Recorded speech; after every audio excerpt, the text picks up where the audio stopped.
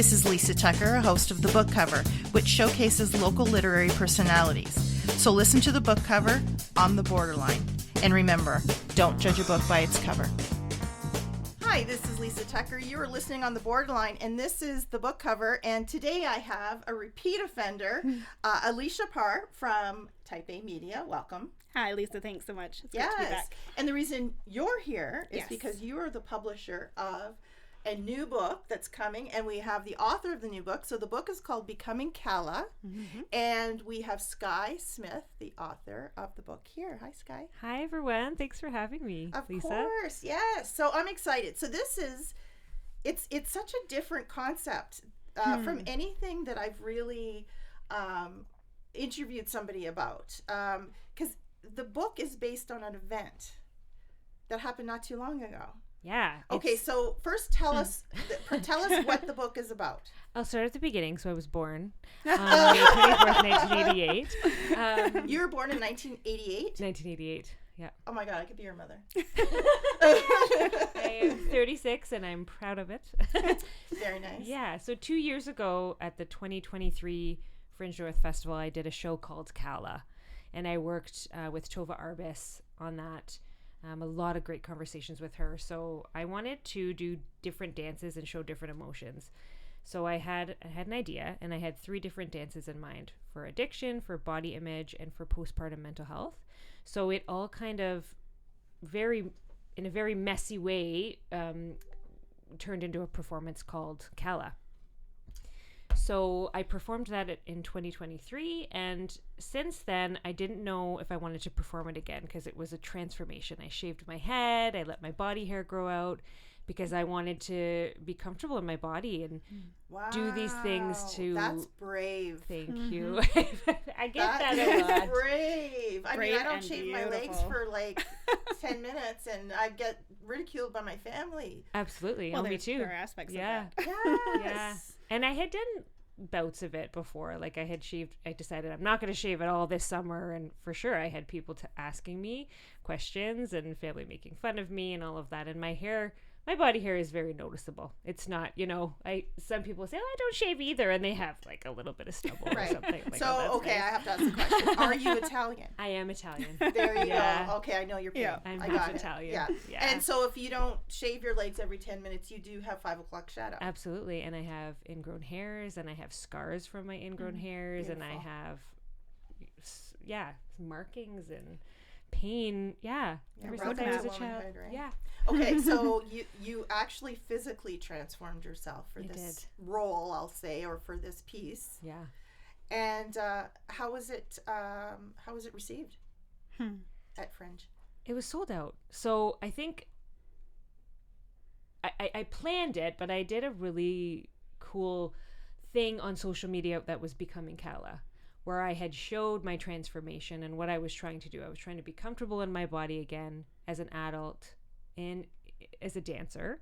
I was trying to be comfortable in my body as a mother and in my new postpartum body. And so, transforming myself was, it doesn't feel brave. And people say that to me, but it just felt like I needed to do that. So I created the character as like a subhuman of myself. What's the word? Like a alter ego. Alter ego. Thanks, ALEISHA. Yeah, that's what I wanted to do. That's what publishers are for. Yeah. You can't. The process has been fun. Yeah. And I kind of played on, what if this had happened in my life a little bit differently, right? Like, what if I didn't tackle my mental health as a new mother? What would have happened? What if I had succumbed to my addictions? What would my life look like? What if I had gone down a further path of body image and, all of the things that go with that? So that's what I played with, and I created that character for that performance, but I didn't want to perform it again. So probably a lot of emotions. Like it was probably emotionally exhausting. Yeah, it was. Absolutely. And after performing it, I thought I would feel, and I did feel really good, and it was well received just from the messages that I got from people and people that were inspired by it and wanted to do their own things. So I wanted to immortalize Calla. So I had it in the back of my mind to write a book for 2 years, and then when I met ALEISHA, she said, let's do it. So we did it. Well, actually, technically, if I can interject here, when we met, and then we met at a workshop, actually, that you were running, and then we met after, and you said, I have this idea for this book. By the way, I've already committed to launching it. This is the date. It's in 2 months. Is this possible? I haven't written anything yet. Yep, that's what happened. And I said, yes, let's do it. Oh my, so, ALEISHA, having you on before, I completely, you're like clinically insane. I am. Because the things that you do, a normal person would say, no, that's impossible. I can't do that. Where's but the you fun do in it. normal? There's no fun in that. There is no fun There's in no normal. fun. There's no excitement. There's no thrill of it. I mean, that is what Skye approached me with was exactly the sort of project that is why I do what I do. Yeah.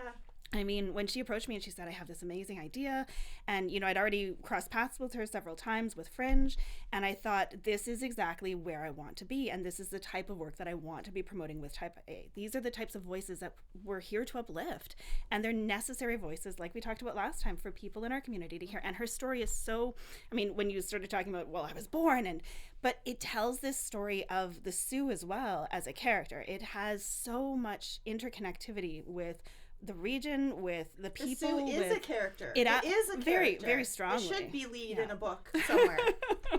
Right? And now, you mentioned, I want to ask you, Skye, was it important for you to have a female publisher?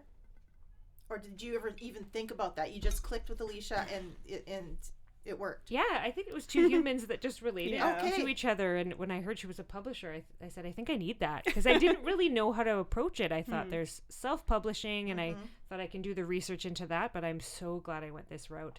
And I actually had applied for a couple of grants and didn't get them.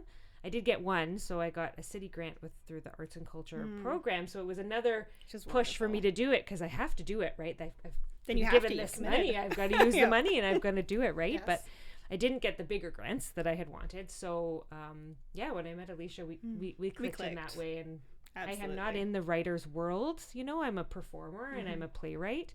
I'm not published as a playwright. I write these plays and do them at Fringe. So that's how we and got I have a background in together. theater and playwriting myself, That's so it just right. immediately made sense. It was And a really good fit. her experiences in the past, you know, I have a lot of similar shared experiences as well. So I think the publishing aspect of it isn't so much needs to be women-centric, but the editorial process, we definitely worked very closely, and I think that was a lot of push-pull and Absolutely. deep dives. Yeah, ALEISHA had a really kind way of sending edits through and pushing me in a really kind way without being critical, because I've worked with people like that, and then I end up just putting mistakes in so that they won't look at other things. Yeah, I get that. Yeah. Okay, so so becoming Calla. So the book. So tell me, you wanted to immortalize the play. Yeah. More the character. Or the character. Yeah. You I wanted to immortalize So her. who is Calla? Calla is a young woman who grew up in Sault Ste. Marie, and she meets an abusive partner, and she struggles with that. She has kids with him, and that's Calla. Autobiographical? Yes and no. I pulled from personal experiences, but I didn't make them exactly. So one thing that ALEISHA and I worked on that was really good for my mental health was like, how do I compartmentalize now and not make this myself? Because I went to some really deep, dark places that I needed to work through. So I wrote a character sketch for her, and then I befriended her so that it was less me, and I could relate to her, and I could say, okay, this is a different woman than I am. She looks a little bit different, even though we look so similar. And we're, you know, I played her. Yeah. You know, that was the best thing that I was doing in the writing process, is that I could, and then I could change whatever I wanted. And instead of being self-indulgent in my writing, I was able to make things fit for her story as opposed to my story. And if things happened in the way that I remember them in my life, ALEISHA kept reminding me, like, what's better for the story? You know, even though this happened factually for you, let's change some things so that they make more sense to her story. So Right. And you're writing as an actor. Mm-hmm. So you've taken on a role. I love that. And you know what? I've never thought of that before, but writers really, for a large part of their writing, especially if they're writing fiction, you have to get into the heads of these characters, and you have to think, okay, how would they react to this situation?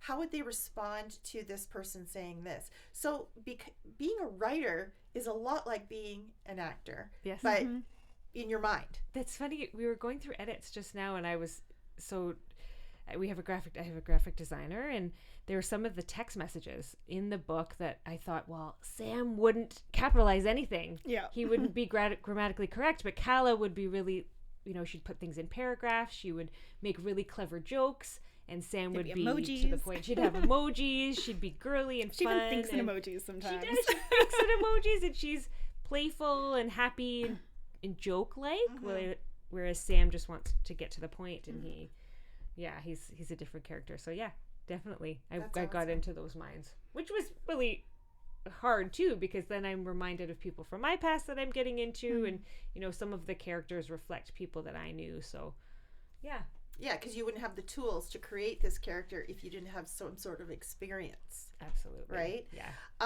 Now the three things you said: mental health, postpartum, and body image. Yeah. I can't think of three. Addiction as well. Or sorry, the postpartum and mental abuse. health. Yeah. Yeah. Oh, and abuse is Oh, geez. Yeah. Very large. Most of those things, I think, as a female, most of those things females can relate to. Sadly, everybody's got a story, whether it be a mild story or a very serious story of abuse. Most women I know have the postpartum experience. And postpartum, it's not called postpartum depression anymore because it's not, in my case, I was never depressed, but I was a little bit crazy. Yeah. So in the postpartum syndrome, which I liked when they changed that, I was a little bit crazy where I didn't want to be alone with my first newborn at night. As soon as it got dark, I freaked out. And I couldn't relate to that. And you know what? I don't know why I freaked out. I was the mother, Oh, you're gonna love the book. You need to read the book. Okay. You need to read this book. Okay, good. Yeah, and and I don't know if I've talked about it before on this show, but mental health, I've been struggling. Well, I don't struggle anymore because I'm medicated, but since I was a teenager, I struggled until I was medicated in my 30s. So that's another thing I can really relate to. When people, so tell me who Calla is. What kind of woman is Calla? It's really a coming of age story, and it crosses over from a coming of age story into a entering womanhood and motherhood story too. So she's a lot of different women. I mean, she's a woman at many different phases of her life. I think that's what's so fascinating about it, is seeing this person become a woman in many different ways. Wow. So would it be appropriate for young adults? And I'm thinking like old young adults, like 18, 17. Yes. Oh, definitely. Yes. Old they're young going to eat it up. It's a 'cause cautionary tale. Yeah, and I went back into my very young mind of 18.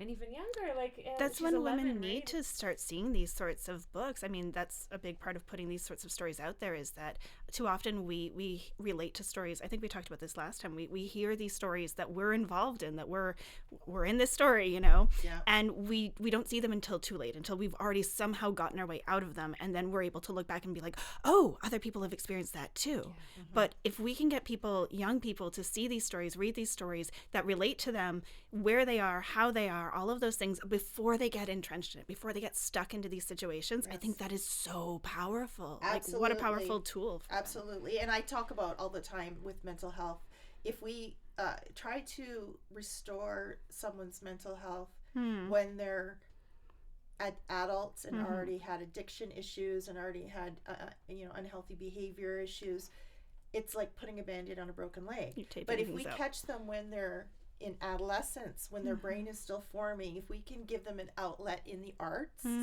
or even just to see someone in the media that looks like them, for a little black girl to see a black woman on stage, to see a trans or gay person, seeing that on stage and seeing them being this is the example. Represented. Represented. That's the word I wanted to use. Thank you. You're the publisher for us all. I can't stop myself. I'm sorry. Yeah, no, that's good. I need a I'm publisher. always in editor mode. I need an editor in my regular life, so this is perfect. I should just carry you around. I'll be your ALEISHA is sidekick. great I to would be have thrilled around. too. Yeah, I might need her on a more. Everybody needs an ALEISHA. So now you wrote this book in 2 months. Roughly. Less than months. that. The writing process was shorter. You have 7 writing chapters. Process was 7 weeks, so I gave myself a schedule of 1 chapter per week. Okay. And then edits. you call it a novella. So approximately how many words is too long for a short story and too short for a novel? Well, each chapter is about 1,500 words, roughly. So I think it's coming in around 50 pages, but it's graphic as well. So, Oh, you have illustrations. oh, we have photography. Oh, If you want to speak on that, Skye? yeah. Tell us about that. So a part of the show was a photo shoot, and that was the first thing that I wanted to do to accept my body. So I had grown up my leg hair, I shaved my head, and the wonderful photographer, Alyssa Eddy, and I got together before I had done any of these things, and I kind of told her what I wanted to do, and I said, don't retouch anything. I don't want I wanted a boudoir photo shoot, but I said, I don't want you to retouch any bumps, any hairs, anything. I want to be the real me as this character that I'm creating for Fringe. So that photo shoot led to the social media that led to being, those photos were actually in the show. So I flipped through them, and Calla flipped through them as she accepts herself against society's expectations of a woman. So she's looking at these photos, she's looking at her mirror, and she's struggling. She's like, I don't look like those women in the magazines. What am I supposed to do? So I went through all of that as the character.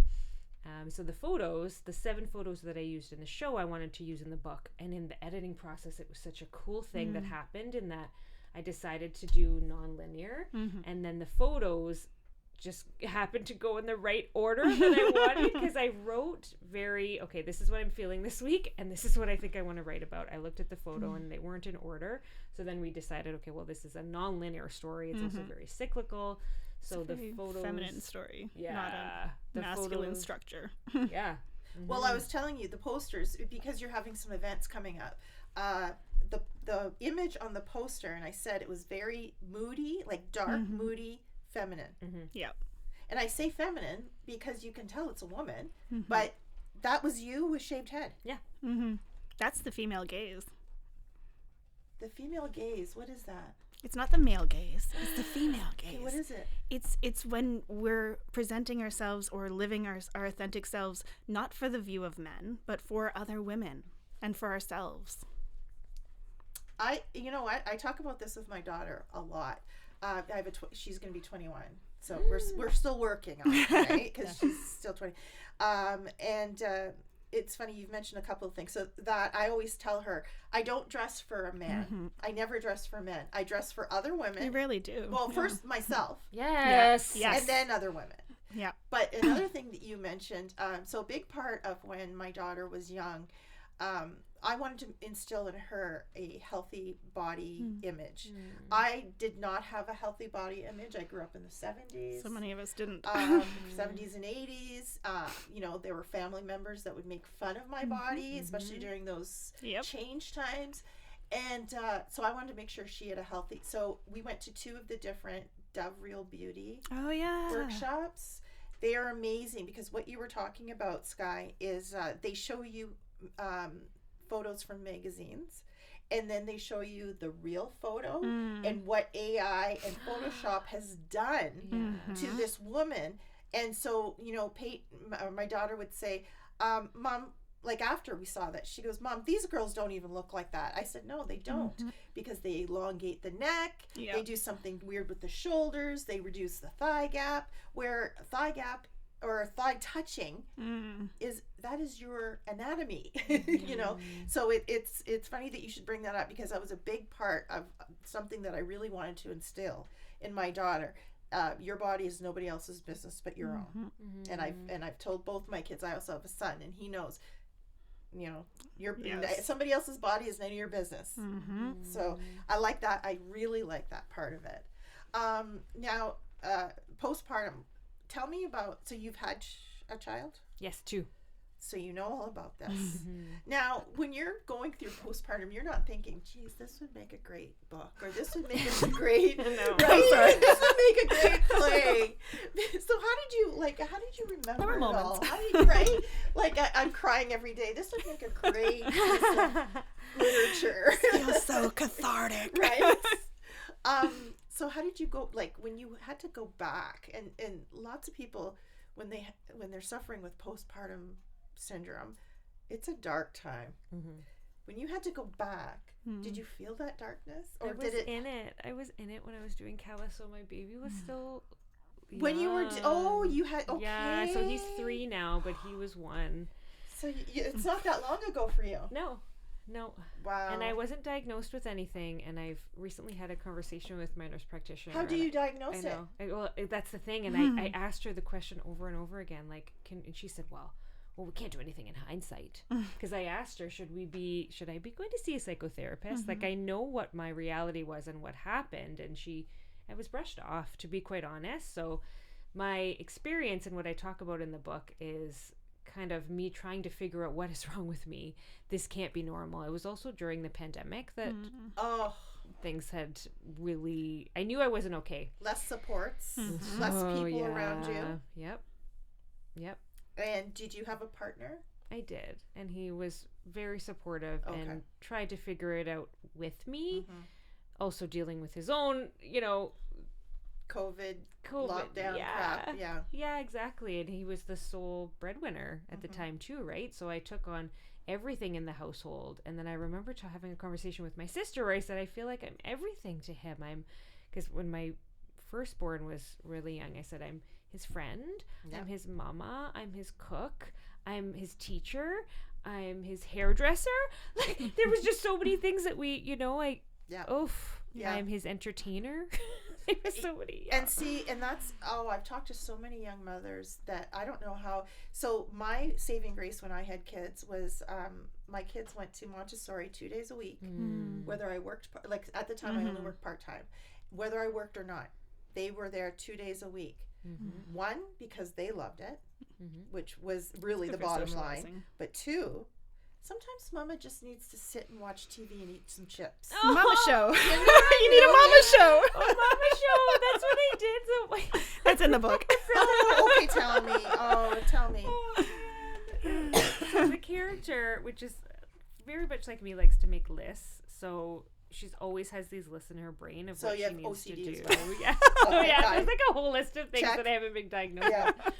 So I have the character, Calla, has a list in her head of what she wants to do when she gets the baby down for a nap. Like, okay, I'm going to do these things. I'm going to do the things that I need to do first. I'm going to clean up from lunch, and I'm going to, set up for our afternoon. But then I'm going to make a coffee, and I'm going to watch a mama show. I'm going to watch something that I can't watch with him, right? But when that baby wakes up, before you get to do that thing for yourself, how angry that made Calla. So that's hilarious. Yeah, that's something. It is something. Okay. Also, when we were talking kind of before, I'm not sure if it was ALEISHA or you, Skye, that mentioned that Sault Ste. Marie is actually a character in this book. So how does Sault Ste. Marie come across? It's what I know. So it's kind of whenever Calla would go somewhere, I thought, well, she can go here. And if she, that's what I know. And if people have always told me, like, write what you know. Yeah. So that's so are there places like in Sault Ste. Marie that you've actually mentioned, like real stores and real places? Yes. Neighborhoods, places. We worked to make sure that it was written intentionally but casually. Yeah. That it was... A lot of times if you're reading something that's intentionally trying to bring a place into the story, then it's so specific. And so this is the name of the street and the intersection. And so we really tried hard to make them just casually there, just more existing. Relatable. Exactly. As like an atmospheric experience rather than just... this is the place and it's there for a reason, but it was there for a reason. It all informed who this person was. I mean, there's one place in particular that sort of keeps popping up, in Calla's experience, and it does, our environment does help to shape us, and the types of... Is it the Princess Bar? Oh, I wish. Next story. I'm kidding. I'll get to working on that one. Too young for the Princess Bar. So. Oh, I've got stories. Yeah. I went I've got It was, stories. Like, revamped. I used to work there. So Did you? I did for the It longest was time. so fun. I was like the oldest bartender though back then. I love that Sault Ste. Marie is a figure and it's prominent, and because there's so few things that Northern Ontario women have to look and say, hey, I know this. I remember when I was still young. Too. What's that? Sorry, Yeah. they are all feminine places too, aren't they? They're female. Ooh, I They're love female references. Yeah, I'm gonna have to have you on maybe the Superior Review as well. Sure. Okay. I love talking. Well, it's a good thing I do too. Yeah. Even as a younger, maybe 18, 19-year-old, I started reading, and he's one of my favorite writers now, is Frank Patchy, because he wrote about Sault Ste. Marie. And again, I don't think he wrote. He even actually said Sault Ste. Marie, but he talked about the West End, where the Italians went, and we all went to this bar after you finished your shift at the steel plant, and it was things that I could recognize, even though it was written on it's a man's point of view, but he writes women not too badly. Yeah, he's a good writer. I like him. Small little touchstones. Yes, and it's the more that we, as again, Northern Ontario, we're very far apart from other places, and I tell everybody things that work here don't work elsewhere. Definitely. Things that don't work here will work elsewhere. So this is not a really good market to test stuff out, and we're a really special place too, because Adrian and I have had this conversation. Adrian is our sound tech, and he's fabulous. He is. But we have had conversations about the amount of writers, actors, musicians, It's extraordinary. artists per capita we have here in Sault Ste. Marie is extraordinary. Absolutely. There's nothing like it. There's nothing like it Sudbury. Nothing like it North Bay. You'd have to go to a huge center to find the amount of artists that we have here homegrown. So I love it when a writer talks about our area, because and there's lots of different things they talk about. They'll talk about, there'll be nonfiction about trips here and there and everywhere, and I love those because it's from a Northern Ontario perspective still. But to be able to read something and envision it, like, if you mention the Memorial Gardens, I'm like, who doesn't know where what it looks like, or and I love books like that too, and because it's women centric, I even love that more. Exactly. Okay, so what do you want when reading the book? What do you want people to get out of it? Oh, that there's resources for women that are struggling. So in hindsight, and the kind of the healing that I've done when I've looked at what I went through and what Calla goes through in this, it's an emotionally abusive situation, right? So I mean, I'm 36 and I was 18 back then, and I didn't realize that that's what was happening, right? So I think that there are resources like Women in Crisis that you can go to, that it's not just a shelter. It's not for women that are at like their rock bottom, that are kicked out and that they need to go somewhere. There's workshops. There's a moving forward workshop. There's workshops for young girls that, could be in, they're not really sure if they're in an abusive relationship and they just need to get information. So it's kind of like a hidden little thing that I know somebody that's working there, Emma Dingle, that's trying to break the stigma of what they offer there. So I think if they can recognize themselves in there, that they can get out of their situation, or they can figure out if they are in that situation. Yeah, All sorts of women. It's the recognition of what they're going through is the hardest part, though, right? Yeah. We all downplay it. Yes. Oh, this is my grandfather. This isn't did abuse. It. That's not abuse. Yeah, my grandfather was like that. So now you've had some. Yeah, right? Let's take a moment. Yeah, we all need to take a deep breath now. You've had some community helpers in the book. Did we already mention? No, we didn't mention the city of Sault Ste. Marie. I don't think. So ALEISHA Moore at the Arts and Culture program, like she's the Arts and Culture coordinator. They do grants every half a year. What's the 6 months, every 6 months. So I got a grant from the city. So Beautiful. And Very that's fortunate. available for anybody. Anybody that applies. Beautiful. Yeah. Any other community? partners. Dreamwing Studios for graphic design. Yeah. Alyssa Eddy was the photographer. Skye, who was in charge of Fringe and so has sort of inspired and helped you on the back end of lots of things. You mean Tova? Sorry. I'm like, I'm thinking, wait, is she Skye? Tova Arbus, yep. I know I'm missing many people here. Well, and there were Marnie people Stone. Marnie. There with were the people Art Hub. that were involved in the show that aren't necessarily involved in the book. So Josh Norling, local musician, had wrote a piece for Calla, and then I've worked with him again because I loved the experience. He knew exactly what I wanted, and then I got cool original music to be in my show L that I did at last year's Fringe. Your flowers. Oh, Riley Greco had flowers. Yes.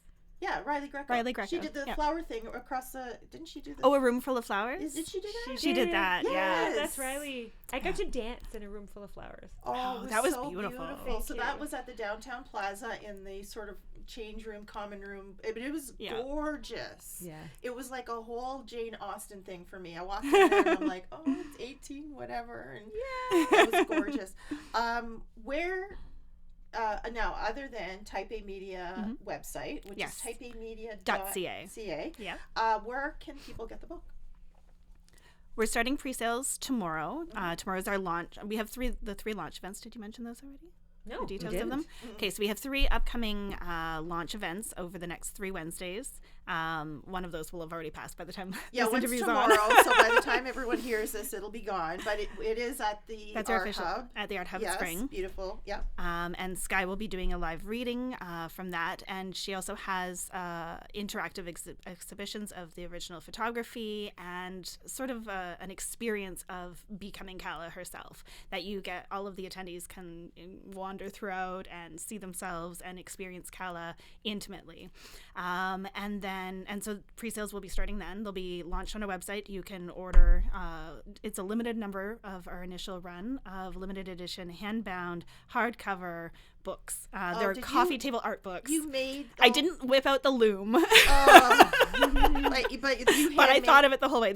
They are handmade, hand-bound, cloth-bound, forest certified paper, everything sourced locally where possible. We've got these gorgeous ribbon Calla Lily bookmarks put into them.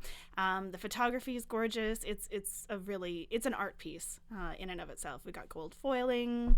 It's gonna be beautiful. Oh my goodness. So there's a limited run of only 100 of those. Yeah. Pre-sales start tomorrow and will be available on the website starting tomorrow onward. Okay. When the book is available will be the 3rd event that we're having, which is the 12th of March. And that's the final event. And we'll have them available there at the event. They will also be available at Stone's office supply as well. Afterwards. Okay. That's at the Art Hub at Spring. All 3 are. Oh, okay. They're all... Okay, so all February 12th at what time? March 12th at 5 to 8 p.m. Yeah. March 12th.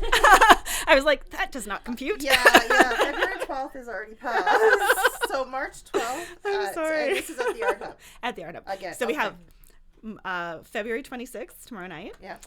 That's from 5 until roughly 10 p.m. The reading will start at 8:30 p.m. It's a drop-in meet and greet with the author and pre-sales beginning and the exhibition, and then the reading at 8:30. Wednesday, March the 5th will be our second event. Skye will be facilitating a what-if workshop on sort of how to create this sort of writing, if you want to talk more about that one. That will be 5 to 7 p.m.?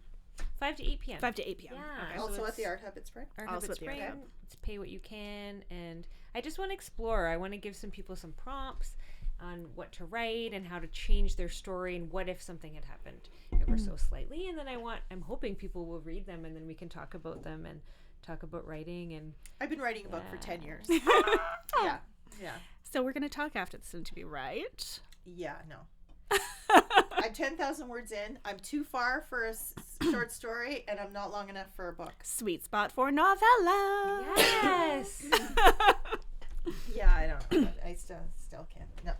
Anyway, thank you guys so much for. And I'm going tomorrow night. And those of you who can't come because you didn't know about it or missed the We interview. missed you. Or, we'll miss you, and it's going to be fabulous. Come to the next one. I'm also offering some private booking, so if people that's want to true, do that, they can do that through Marnie Stone at Stones. And if they can't make any of the Wednesdays, say they have rehearsal, I know there's a lot of people that are rehearsing on Wednesday evenings that can't come, book through Marnie, and I'll come meet you and give you a private tour of the space. And of course, Marnie Stone has got the local book nook down in Stones, and she's a great proponent of local authors. Thank you so much, ladies. I've been talking with ALEISHA PARR from Type A Media. Thanks for having me. Skye Smith, author of the new book, Becoming Calla. Thanks for having me. I love it. Oh, I love it. I can't wait. This is something that I'm going to really like. I like it's a really beautiful work. Locally made. I love women's issues. Because I'm a woman and I have issues. Yeah. We deserve to have our stories out there. Absolutely. Shared. Thanks so much, ladies. Thank you, Lisa. Thank you. You've been listening on The Borderline. This is Lisa Tucker on The Book Cover. And remember, don't judge a book by its cover. This is Skye Smith, performer, playwright, and author. I'm at The Borderline. So happy to be here. You can follow me on Instagram at Algoma Skye. See you soon. Does that work? Just one touch of her perfect skin